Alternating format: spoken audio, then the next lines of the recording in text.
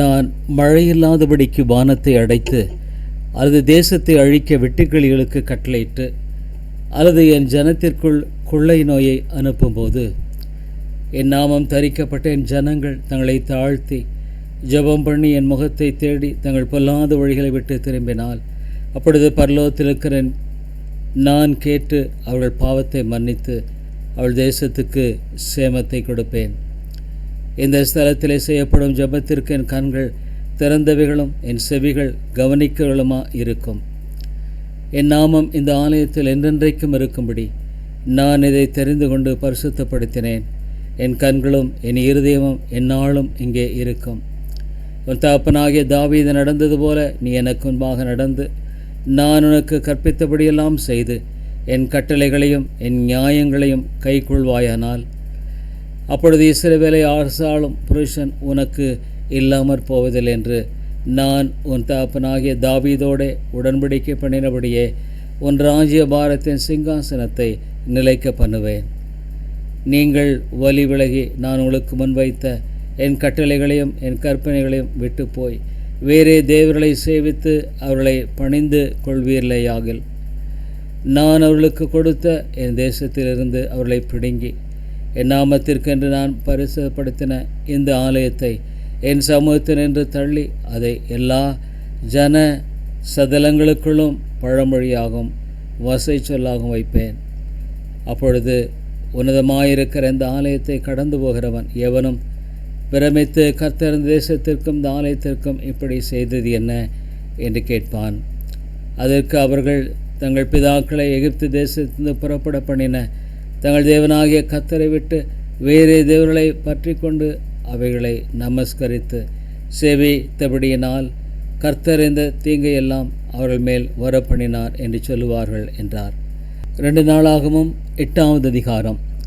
சாலமான் கர்த்தருடைய ஆலயத்தையும் தன் அரமனையும் கட்ட 20 வருஷ காலம் சென்ற பின்பு ஈராம் தனக்கு கொடுத்திருந்த பட்டணங்களையும் சாலமான் கட்டி அவைகளில் இஸ்ரவேல் புத்திரரை குடியேற்றினான். பின்பு சாலமான் அமாத்சபாவுக்கும் போய் அதை ஜெயித்தான். அவன் வனாந்திரத்தில் உள்ள தத்மோரையும் ஆமா தேசத்திலே ரஸ்துக்களின் பட்டணங்கள் அனைத்தையும் கட்டினான். சாலமான் மேல் பெத்தோரோனையும் கீழ் பெத்தோரோனையும் அலங்கங்களும் கதவுகளும் தாழ்பாளுகளும் உள்ள அரணான பட்டணங்களாக கட்டி பாலாத்தையும் தனக்கு இருக்கிற ரஸ்துக்களை வைக்கும் சகல பட்டணங்களையும் ரதங்கள் இருக்கும் சகல பட்டணங்களையும் குதிரை வீரர் இருக்கும் பட்டணங்களையும் எருசலேமிலும் லீபனோனிலும் தான் ஆளும் தேசமெங்கும் தனக்கு இஷ்டமானதையெல்லாம் கட்டினான். இஸ்ரவேல் புத்திரர் சங்காரம் பண்ணாதிருந்த இஸ்ரவேல் ஜாதியல்லாத ஏத்தியர் எமோரியர் பெர்ஷியர் ஏவியர் எபூசியரில் மீதியான சகல ஜனத்திலும் அவர்களுக்கு பிறகு தேசத்திலிருந்த அவர்கள் பிள்ளைகளை சாலமான் இந்நாள் வரைக்கும் இருக்கிறபடி பகுதி கட்டச் செய்தான். இஸ்ரவேல் புத்திரில் ஒருவரையும் சாலமான் தன் வேலையை செய்ய அடிமைப்படுத்தவில்லை. அவர்கள் யுத்த மனுஷரும் அவனுடைய சேர்வைக்காரரின் தலைவரும் அவனுடைய இரதங்களுக்கும் குதிரை வீரருக்கும் தலைவருமா இருந்தார்கள். ராஜாவாகிய சாலமோனுடைய ஊழியக்காரரின் தலைவராக இவர்களில் 250 பேர் ஜனத்தை ஆண்டார்கள். சாலமான் கர்த்தருடைய பெட்டி வந்த ஸ்தலங்கள் பரிசுத்தமாயிருக்கிறது. அதனால் இஸ்ரவேலின் தேவனாகிய தாவீதின் அரமனையிலே என் மனைவி வாசமன்னலாகாது என்று சொல்லி பார்வோனின் குமாரத்தை தாவீதின் நகரத்திலிருந்து தான் அவளுக்கு கட்டின மாளிகைக்கு குடிவர பண்ணினான். அது முதற்கொண்டு சாலமோன் தான் மண்டபத்திற்கு முன்பாக கட்டியிருந்த கர்த்தருடைய பலிபீடத்தின் மேல் ஒவ்வொரு நாளின் கட்டளைக்கு தக்கதாய் மோசேயினுடைய கட்டளையின்படியே ஓய்வு நாட்களிலும் மாத பிறப்புகளிலும் வருஷத்தில் 3 தரம் ஆசரிப்பு பண்டிகைகளாகிய புளிப்பில்லாத அப்ப பண்டிகையிலும் வாரங்களின் பண்டிகையிலும் கூடார பண்டிகையிலும் கர்த்தருக்கு சர்வாங்க தகன பலிகளை செலுத்தினான். அவன் தன் தாப்பனாகிய தாவீதினுடைய பிரமாணத்தின்படியே ஆசாரியர்கள் தங்கள் ஊழியத்தை செய்யும் வகுப்புகளையும் லேவியர் ஒவ்வொரு நாளின் கட்டளைகளின்படியே துதித்து சேவித்து ஆசாரியருக்கு முன்பாக தங்கள் ஊழியத்தை செய்யும் முறைகளையும், வாசல் காப்பவர்கள் ஒவ்வொரு வாசலில் காவல் காக்கும் வகுப்புகளையும் நிற்க பண்ணினான். தேவனுடைய மனுஷனாகிய தாவீது இப்படி கட்டளையிட்டிருந்தான். சகல காரியத்தையும் பொக்கிஷங்களின் காரியத்தையும் குறித்து ராஜா ஆசாரியருக்கும் லேவியருக்கும் கொடுத்த கட்டளையை விட்டு அவர்கள் விலகாதிருந்தார்கள். இப்படியே கர்த்தருடைய ஆலயத்துக்கு அஸ்திபாரம் போடப்பட்ட நாள் முதல் அதை முடிக்கும் மட்டும் சாலமோனின் வேலையெல்லாம் நடந்தேறி கர்த்தருடைய ஆலயம் கட்டித்தீர்ந்தது. பின்பு சாலமோன் ஏதோம் தேசத்து கடல் ஓரத்தில் இருக்கும் எசியோன் கேபருக்கும் ஏலாத்துக்கும் போனான். அவனுக்கு ஈராம் தன் ஊழியக்காரர் முகாந்திரமாய் கப்பல்களையும் சமுத்திர யாத்திரையில் பழகின வேலையாட்களையும் அனுப்பினான். அவள் சாலமோனின் வேலைக்காரோடு கூட ஓப்பீருக்கு போய் அங்கே இருந்து 450 தாலந்து பொன்னை ஏற்றி ராஜாவாகிய சாலமோனிடத்தில் கொண்டு வந்தார்கள். 2 நாளாகமம் 9வது அதிகாரம். சேபாவின் ராஜஸ்திரீ சாலமோனின் கீர்த்தியை கேள்விப்பட்ட போது விடுகதைகளினாலே சாலமோனை சோதிக்கிறதற்காக மிகுந்த பரிவாரத்தோடும் கந்த வர்க்கங்களையும் மிகுதியான பொன்னையும் இரத்தனங்களையும் சுமக்கிற ஒட்டகங்களோடும் எருசலேமுக்கு வந்தாள். அவள் சாலமோனிடத்தில் வந்தபோது தன் மனதில் இருந்த எல்லாவற்றையும் குறித்து அவனிடத்தில் சம்பாஷித்தாள். அப்பொழுது சாலமோன் அவள் கேட்டவைகளையெல்லாம் விடுவித்தான்.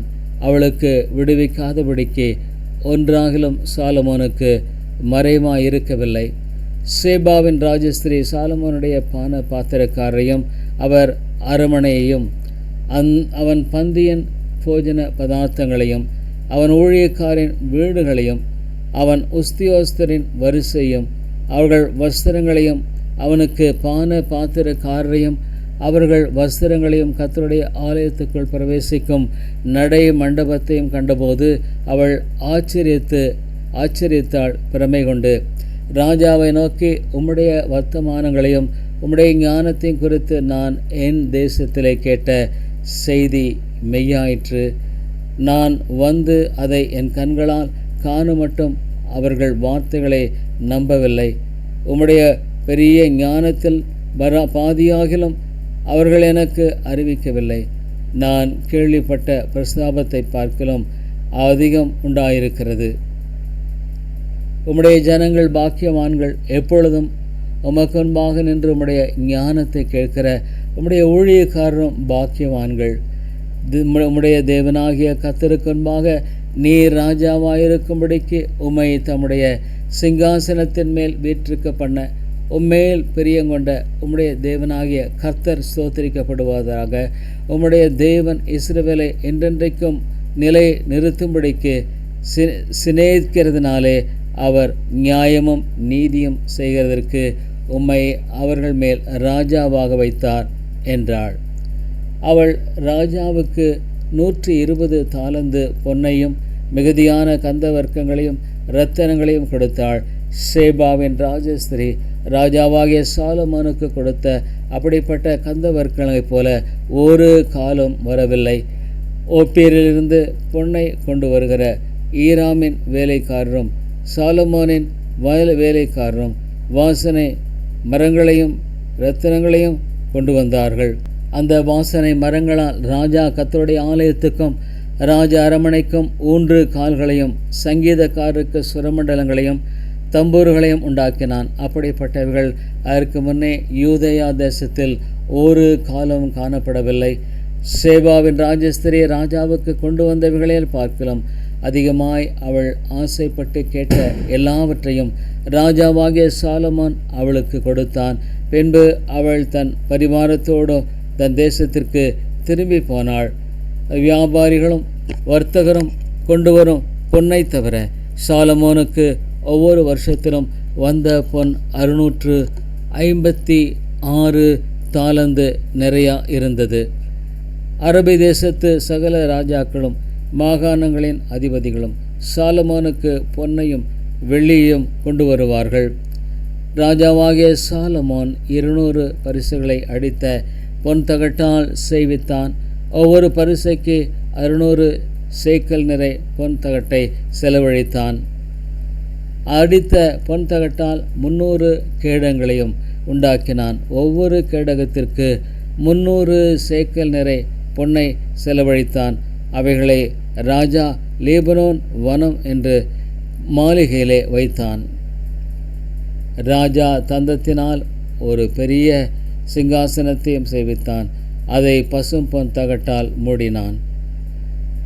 அந்த சிங்காசனத்துக்கு பொன்னினால் செய்யப்பட்ட 6 படிகளும் 1 பாதப்படியும் உட்காரும் இடத்திற்கு 200 கை சாய்மானங்களும் இருந்தது. 2 சிங்கங்கள் கை சாய்மானங்கள் அருகே நின்றது. அந்த 6 படிகளின் மேலும் 2 பக்கத்திலும் 12 சிங்கங்கள் நின்றது. எந்த ராஜ்யத்திலும் இப்படி பண்ணப்படவில்லை. ராஜாவாகிய சாலமோனுக்கு இருந்த பான பாத்திரங்கள் எல்லாம் பொன்னும் லீபனோன் வனம் என்னும் மாளிகையின் பனிமுட்டுகள் எல்லாம் பசும் பொன்னாயிருந்தது.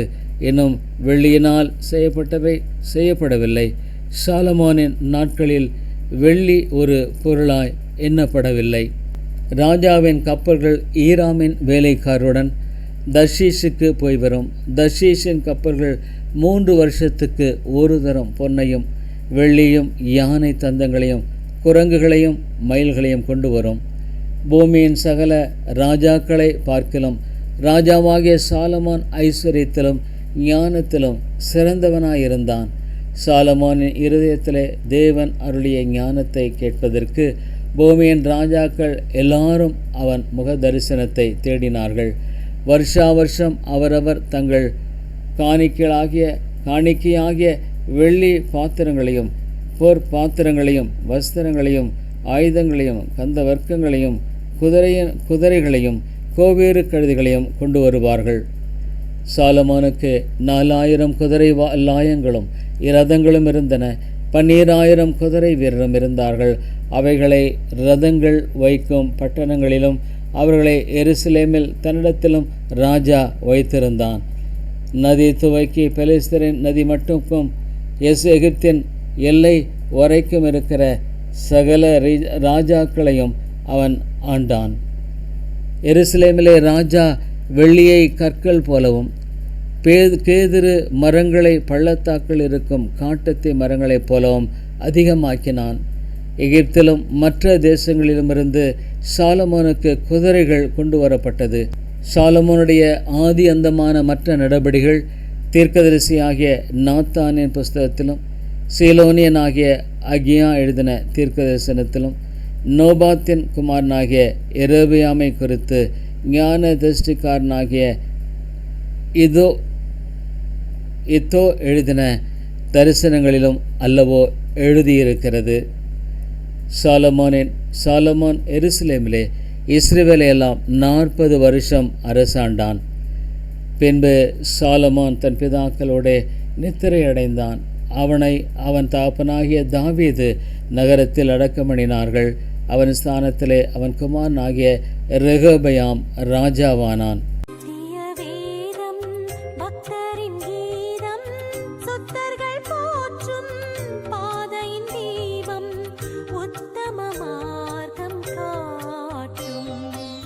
சத்திய